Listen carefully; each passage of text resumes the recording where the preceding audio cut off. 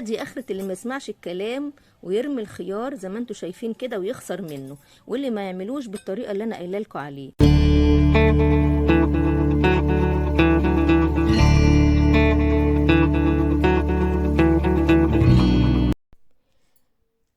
اهلا بكم حبايبي، حبايب قناه توفير واعاده تدوير، فيديو جديد ولقاء جديد. يا رب تكونوا بخير. في بدايه الفيديو يا رب كلنا ندعي في صلاتنا ويكون دعواتنا لاخواتنا واهالينا في غزه، يا رب ينصرهم على اللي هم فيه ويعينهم وينصرهم على اعدائهم يا رب باذن الله. النهاردة أنا الفيديو بتاعنا يا جماعة بيتكلم على كميات الرهيبة اللي بتترمي مننا في الخضروات. النهاردة الفيديو بتاعنا عن الخيار. عايزين نشوف دلوقتي احنا كميات من الخيار مهولة جدا بتترمي وما بتبقاش طبعا لها اي استخدام زي ما انتوا شايفين كده. انا عن نفسي ما برميش خيار، ما برميش اي خضروات، لكن انا لقيت عند اخواتي كميات كبيرة جدا جدا، ولما بقول لهم بترموها ليه قالوا لا طبعا احنا مش هنقعد بقى نعمل بطريقتك ويعني ونقعد نلف بقى ونشيله كده. يا جماعة طريقة جميلة جدا هتشوفوها دلوقتي، طريقة حفظ الخيار، طريقة هتعجبك جدا، هتستفيدي منها، هتحفظ عندك الخيار يعني لمدة شهر شهرين، وهتجربي بنفسك وهتشوفي ان كلامي فيه مصداقية 100,000%. الحاجة التانية كمان انه في ظل ارتفاع الاسعار دلوقتي احنا مش هنقدر نروح نشتري الحاجة غالية ونيجي احنا بقى ايه بعد يومين نرميها. طيب يلا بينا هنشوف كمية الخيار اللي نجيبها ازاي نحتفظ بيها ونستغلها ونستخدمها لاخر خيارة، وبعد كده هنشوف احنا نستفيد بقى ازاي لو الخيار خسر عندنا. بتبدأي تشيل الخيار وتحافظي عليه بالطريقة اللي هتشوفيها قدامك دي زي ما انا بعمل. واهم حاجة اني انا ابتدي اعمل اعداد للخضروات اللي انا هشيلها، اني انا اغسلها كويس عشان اضمن نظافتها. طبعا بيبقى جاي عليها طينة او جاي عليها اي حاجة، الايدين مسكتها من هنا لهنا والنقل والكلام ده كله. بتبتدي تغسلي الخضروات بتاعتك الاول، وبعدين تنشفيها تنشيف جامد بقطعة من القماش تكون نظيفة وكويسة. طبعا احنا كل الكلام ده كله بنعمله قبل ما نحفظ حاجتنا في التلاجة، وكلنا ستات بيوت عارفين بنحفظ حاجتنا ازاي. بعد كده بقى انا بجيب العلب، بس تكون العلبة ليها غطا.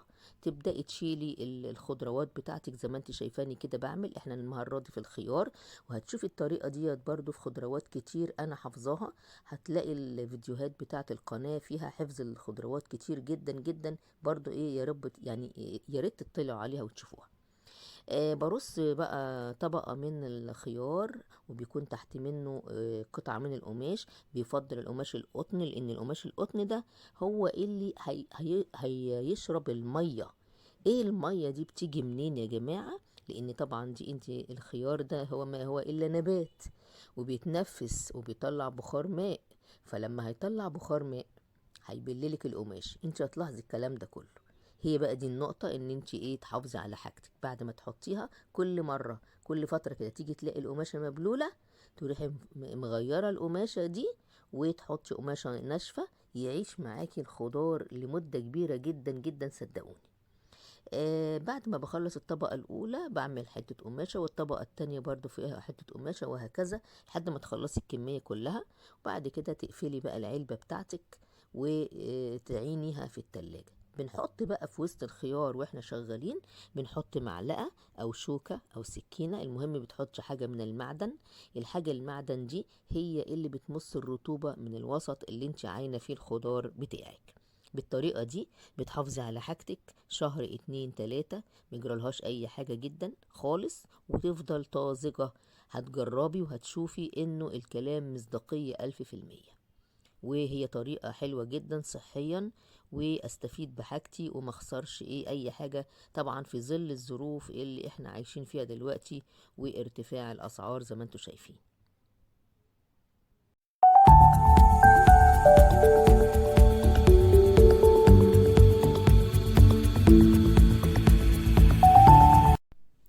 دلوقتي بعد ما شفنا الطريقة اللي احنا حفظنا بيها الخيار زي ما انتوا شفتوها معايا، وان شاء الله انا اتمنى ان انتوا تنفذوها كلكم. ابتدي بقى اشوف انا استفيد ازاي من كمية الخيار اللي عندي دي، واللي طبعا مستحيل ان هي يتم تناولها يعني غذائيا، او ان هي حد يستفيد منها وياكلها، وزي ما قلنا هتروح تترمي. هبتدي اعمل منها حاجة يعني مهمة جدا. هنعمل منها قناع للوجه. هتشوف الخطوات بتاعته دلوقتي. هجيب كمية من النشا، وقدهم كمية من اللبن البودرة، يعني تكون كميات متساوية. وابتدي اقطع الخيار اللي عندي ده، عشان طبعا انا احط كل الكمية دي مع بعضها الثلاث حاجات في الخلاط، بحيث اني انا لو عملت الخيار لوحده هتبص تلاقيه يتحول لصوص كده، وما يبقاش ليه يعني ما تعرفيش تستخدميه. احنا عايزين نعمل عجينة تكون متجانسة القوام، وتكون كمان عجينة القوام بتاعها مناسب للفرد على الوجه وعلى الايدين.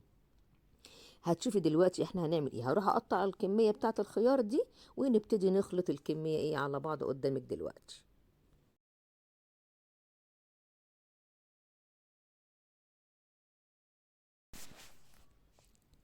اهلا بكم احبائي من جديد. طبعا انا قطعت الخيار، قطعت الكميه كلها زي ما انتم شايفين كده. وطبعا انا المره دي مش هستفيد ولا يعني مش هستخدم، يعني قصدي كل الكميه اللي انتم شايفينها دي. انا قطعته كله على بعضه بالقشره بكل حاجه، مش هرمي حاجه، لان احنا بندور على الفايده اللي موجوده في الخيار، سواء في القشر بتاعه او في الخيار نفسه. وبما انه خلاص استحالة ان حد ياكله، خلاص بقى انا يعني هعمل الكمية كلها. قطعته كله وهعمل كمية منه بس شوية صغيرين، وهشيل الباقي في كيس. وتقدري ان انت تحتفظي بيه في الفريزر، في اي وقت تحتاجيه تطلعي تعملي منه القناع يبقى فريش مرة تانية. هستخدم بقى زي ما احنا قلنا اللبن البودر والنشا، وبيكونوا الكميات متساوية مع بعض. او اذا انتي حبيتي وشفتي وانتي بتعملي الخلطة محتاجة مرة تانية كمية اخرى، مفيش مشكلة خالص. انتي في البداية بتبقي مثلا عاملة كمية من الخيار، بتحطي معاه كمية مناسبة من البودر اللبن والنشا، يعني معلقتين ثلاثة ومعلقتين ثلاثة من النشا، وكمية مناسبة من الخيار. بدأت أحطهم بقى كلهم في الكبة، ومنعا طبعا اني انا ازعجكم واعمل لكم يعني هيصة. انا حطيتهم كلهم وبدأت اني انا اخلطهم في الكبة. وبعد ما اخلطهم هبتدي اوريكم القوام بتاع الخلط وما تستعجليش.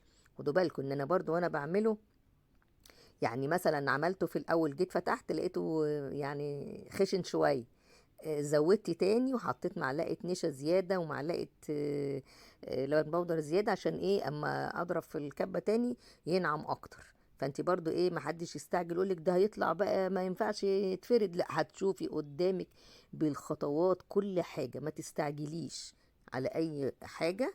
هتشوفي قدامك وصدقيني هتدعيلي.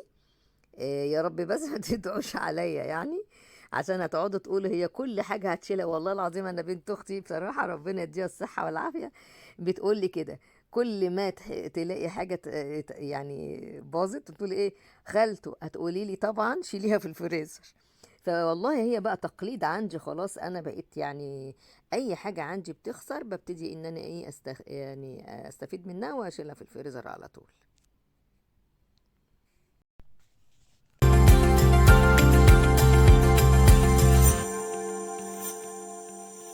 اظبط بقى القوام بتاع الماسك. انت هتضربي مره مرتين. خدي بالك ان الكوسه بتبقى جامده، الكوسه بتبقى طريه، لكن الخيار بيبقى جامد علشان القشره بتاعته بتبقى قويه شويه. لما تلاقيه خشن ما تقلقيش، هتعمليه كمان مره. لما بقى انت تحسي ان هو محتاج نشا، محتاج لبن بودره، حطي. وبعد كده تجيبي بقى القوام المناسب. انت هتختبري وانت القوام بتشوفيه بيبقى ناعم جدا ومتجانس.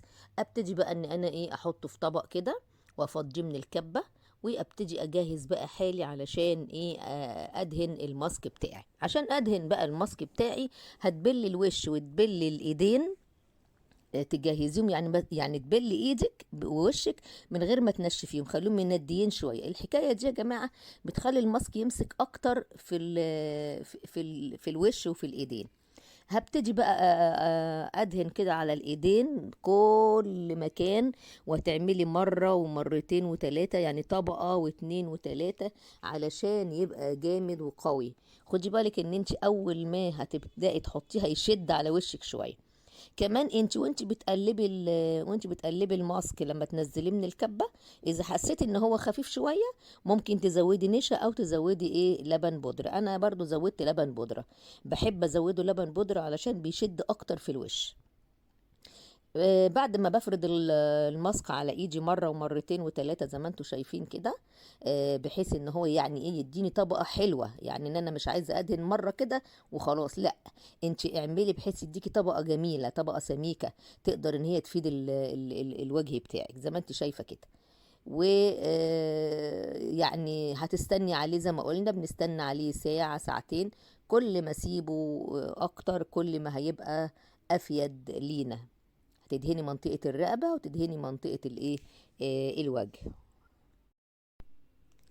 بتدهني منطقة الرقبة ومنطقة الوجه زي ما انت شايفة كده. انا عرضالك صور تعبيرية على كيفية وضع القناع كمان. ما ننساش ما نبقاش خايفين يعني ان احنا نحطه تحت العين مباشرة. ما تخافوش، ده مش زي الأقنعة التانية اللي نخاف بقى لحسن يعمل لي مشكلة. لا بالعكس يا جماعة، هو بيعالج الهالات السوداء اللي تحت العين. عشان برضو خدوا بالكم ان حتى كمان الرجال دلوقتي بيعملوا لهم قناع في الكوافير، بيعملوا لهم قناع في خيار. كله بيبقى ماشي في الشارع وشه ابيض زي الصورة التعبيرية اللي بتظهر لكم دي دلوقتي. كمان في نقطة يا جماعة أحب ألفت النظر ليها، إن قناع الخيار ده هينفعك في حاجات كتيرة جدا. صدقيني أول ما هتعمليه وهتلاقي النتيجة من أول مرتين حطيتيه، مش هتستغني عن قناع الخيار زي ما قبل كده الجماعة اللي شافوه مش هيستغنوا عن قناع الكوسة. انا كمان هحط لكم بقى الروابط بتاعه الاقنعه اللي احنا عملناها. عملنا قناع الكوسه، عملنا قناع الخيار، عملنا كل حاجه في الاقنعه كتير عملناها. وهسيبها لكم في صندوق الوصف تحت الفيديو ده، تدخلوا تلاقوا الفيديوهات الأصلية بتاعت كل حاجة. وهتلاقوا كمان الفيديو الأصلي بتاع طريقة الحفظ بتاع الخضروات، الخيار والفلفل وكل حاجة يعني. تمام.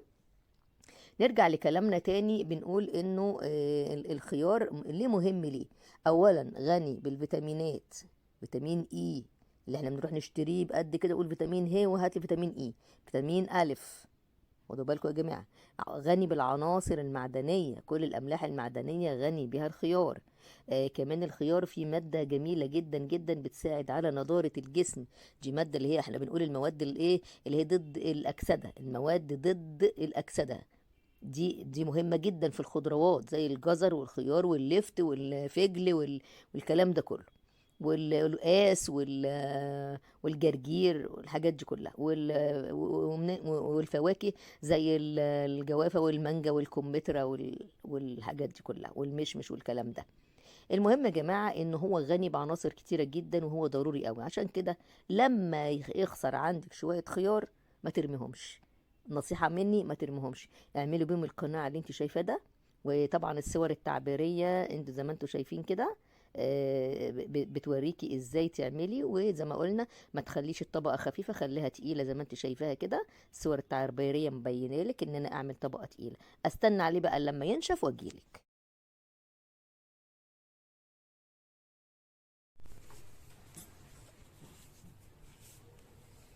بص حبايبي ايديا بقى بعد ما نشفت اهو، بدأ الحمد لله كده ينشف زي ما انتوا شايفين.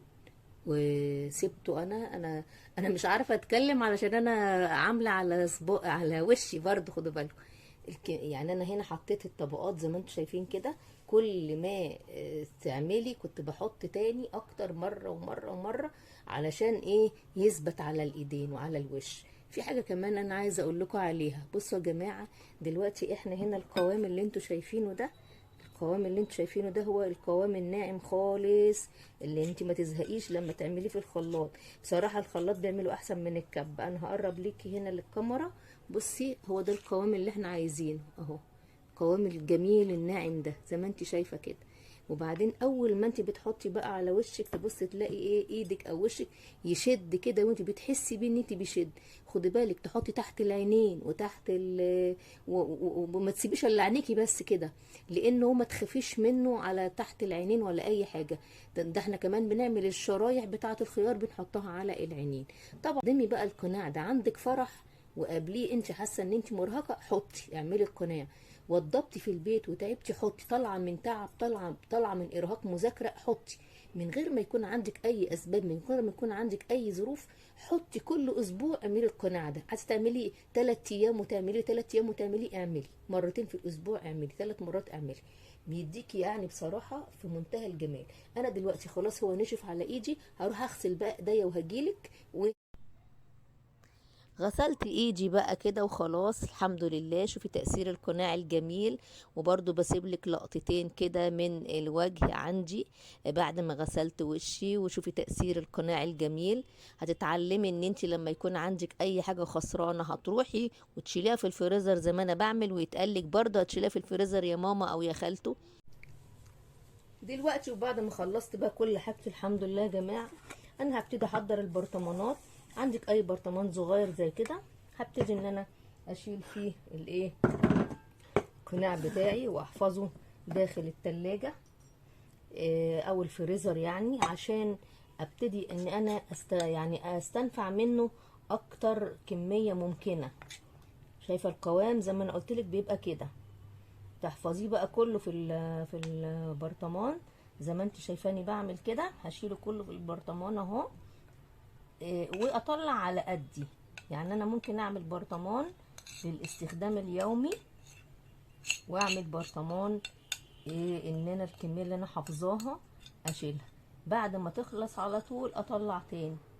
تمام اهو. بصوا يا جماعه القوام بيبقى بالمنظر اللي انت شايفاه ده اهو، جميل قوي قوي. تقفلي عليه. عايزه تخلي برطمان في التلاجة عادي تستخدمي منه على طول كل يوم، ماشي. تخلي الباقي مفيش مشكله في التلاجة وتشيليه. يا ريت بقى الفيديو بتاع النهارده يكون عجبكم، ويكون الطريقه بتاعه حفظ الخيار تكون عجبتكم ان شاء الله. ويكون برضو احنا قدرنا نوصل ان الخيار زي ما هو مفيد للاكل وبنستفيد منه صحيا، برضو مفيد للجسم كتغذية الجلد، وبرضو نستفيد منه. برجاء الاشتراك في القناة وتفعيل زر الجرس لو انت مش مشترك عندي، عشان يوصلك مني كل جديد، مع وعد ان شاء الله بفيديوهات جديدة وافكار حلوة قوي مستنياكم. وبقدم ان شاء الله كل شيء جديد، والقاكم على خير بإذن الله في فيديو قادم.